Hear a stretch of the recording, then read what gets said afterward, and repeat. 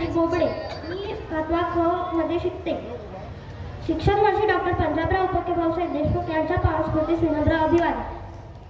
आजच्या कार्यक्रमाचे अध्यक्ष महोदय, प्रमुख अतिथी तसेच माझे गुरुजन वर्ग आणि माझी मित्रमैत्रिणी, आज आपण सर्व ज्या शिक्षण संस्थेचा वटवृक्ष लावला ते मानव म्हणजे डॉक्टर पंजाबराव उपके भाऊसाहेब देशमुख यांच्या जीवन कार्याबद्दल मी 2 शब्द सांगणार आहे. ते तुम्ही शांततेने ऐकून घ्यावे अशी आशा बाळगते.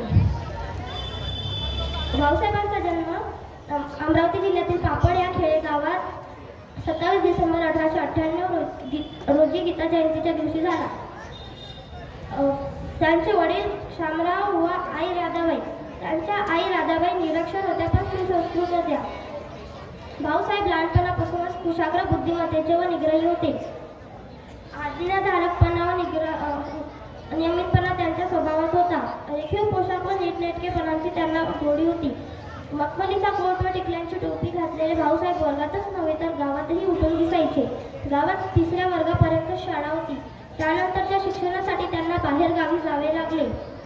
अनेक अडचणींना तोंड देत 1918 साली भाऊसाहेब मॅट्रिक उत्तीर्ण झाले व 25 जून 1918 भाऊसाहेबांनी पुण्यामधील फर्ग्युसन कॉलेजमध्ये प्रवेश घेतला. पुणे येथे महाविद्यालयीन शिक्षण पूर्ण केले व आपल्या देशाची संस्कृती, रूढी, परंपरा याची जाणीव ठेवून 21 ऑगस्ट 1920 ला उच्च शिक्षणासाठी मुंबईचा किनारा सोडला व लंडनला रवाना झाले. 7 सप्टेंबर 1920 ला लंडनला पोहोचले. परदेशात गेल्यावर त्यांनी पाश्चात्य संस्कृती, शिष्टाचार, चालीरीती व सभ्यता याची सूक्ष्म अवलोकन केले. अत्यंत खडतर जीवन जगत त्यांनी अभ्यास केला व उच्च विद्या विभूषित होऊन ते 15 जुलै 1926 ला मुंबईच्या गेटवे ऑफ इंडियावर उतरले. अमरावती जिल्ह्याच्या इतिहासात ही घटना सुवर्ण अक्षराने लिहिल्या जाणारी होती. डॉक्टर पंजाबराव देशमुख जेव्हा पापडला आले तेव्हा साऱ्या वराडचा आसमंत फुलला, आनंदी आनंद झाला.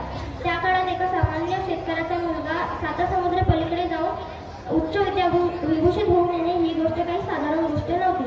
1925 पर्यंत बहुजन समाजाचे एकही विद्यालय विदर्भात नव्हते.